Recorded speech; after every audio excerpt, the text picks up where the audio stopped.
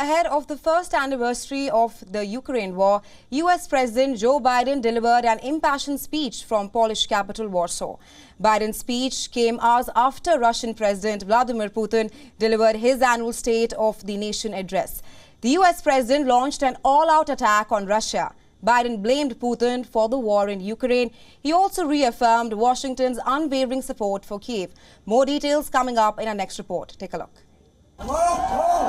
Fresh from his wartime visit to Kyiv, U.S. President Joe Biden rallied NATO allies in Poland on Tuesday, reaffirming unwavering support for Ukraine and committing to bolster the alliance's eastern flank against Russia. 1 year ago, the world was bracing for the fall of Kyiv. Well, I just come from a visit to Kyiv, and I can report Kyiv stands strong. Biden's speech at Warsaw's royal castle comes as the war enters its second year, with no end in sight. Hours earlier, Russian President Vladimir Putin vowed that Moscow would achieve its objectives in Ukraine, accused the West of plotting to destroy Russia, and said Russia was suspending participation in the 2010 New START treaty, its last major arms control treaty with Washington. While Biden said every inch of NATO territory would be defended if it was attacked, he disputed Putin's assessment that the West is a threat to Russia. The United States and the nations of Europe do not seek to control or destroy Russia. The West was not plotting to attack Russia, as Putin said today. And millions of Russian citizens who only want to live in peace with their neighbors are not the enemy. This war is never a necessity. It's a tragedy. Biden spoke after meeting NATO ally and Polish President Andrzej Duda, a vocal proponent of stronger Western support for Kyiv. That followed Biden's unannounced trip to Ukraine on Monday, the first time in recent memory a U.S. president traveled to a war zone not controlled by U.S. troops. Earlier on Tuesday, at least one Russian rocket slammed into a busy street in the southern Ukrainian city of Kherson, killing 6 people, leaving a pool of blood on the pavement beside a mangled bus stop. Moscow has denied deliberately targeting civilians, but cities across Ukraine have been devastated in missile and drone attacks, and thousands of civilians have been killed. Biden condemned the attacks and said the world would not look away from atrocities committed by Russia. A dictator bent on rebuilding an empire will never be able to ease the people's love of liberty. Brutality will never grind down the will of the free. And Ukraine will never be a victory for Russia. Never. For more on this, our correspondent Anas Malik is joining us live from Kyiv. Hi Anas, now Biden in his speech has proclaimed unwavering support for Kyiv, and it comes after Russian President Vladimir Putin's State of the Nation address. I want to ask you as to what is the reaction in Kyiv today on both Biden and Putin's speeches? Well, President Putin's speech has been taken more of a threat, where he has said that he will continue to wage the special military operation.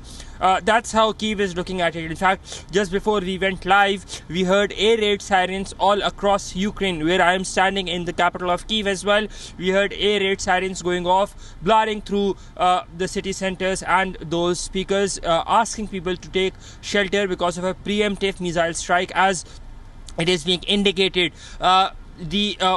President Putin's address is, as I said, it is being taken more as a warning call, whereas President Biden's address is taken more as something to fathom about, something to rejoice about here in Kyiv, for the fact that he has reinforced his commitment, an unwavering commitment and resolve for Ukraine.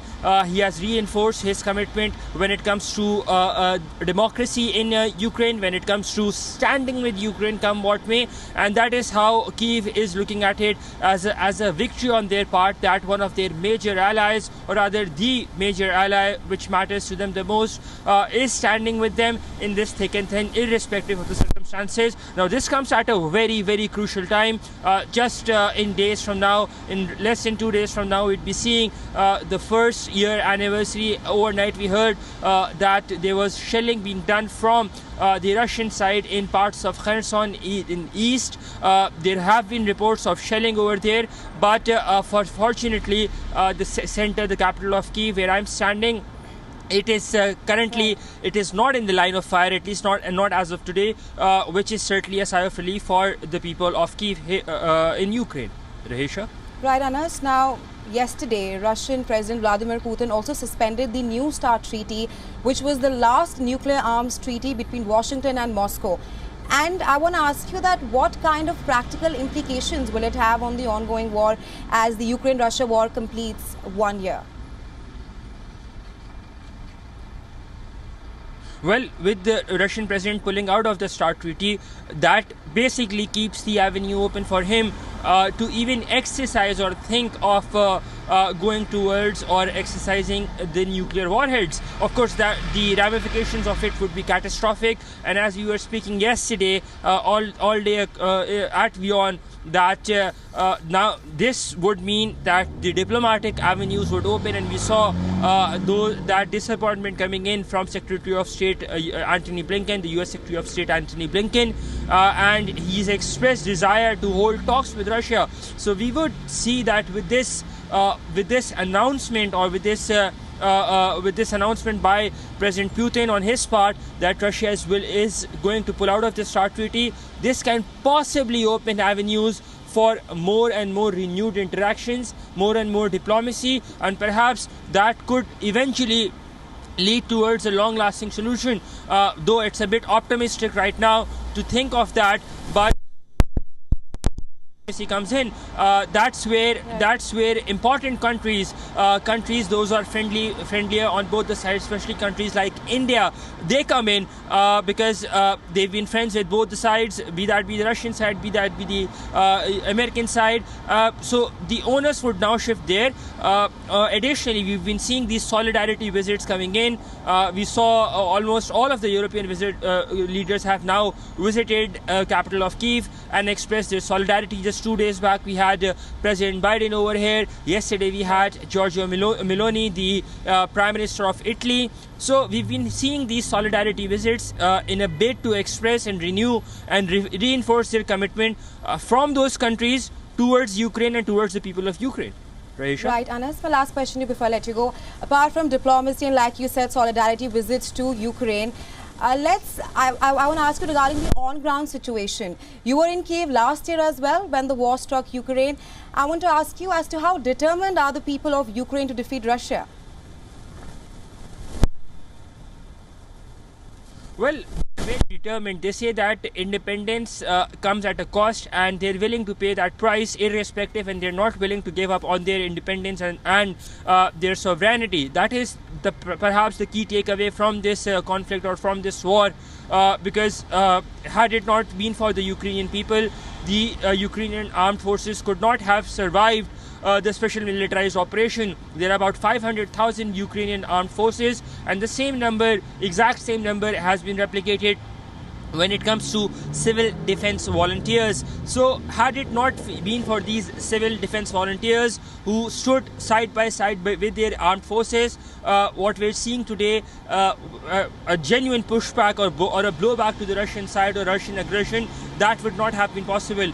People here, they are in their high spirits. They say that they will do all what it takes to defend all inches of their land, but they are also coming to terms with the reality of war. And as you see behind me, in fact, I'll just get aside and try to explain it to you. I'm standing in the main city center of Kyiv. About 600 meters is the iconic Maidan Square, and what you see is that it's roughly 9:45 in the morning, and there are cars and there are trucks. It's more like business as usual, for the very reason that people are now coming to grip or coming to terms with what is now the reality. And the reality is that there is a conflict that is there, that there is a war that is raging, and with that they need to continue with their daily routine, their daily life.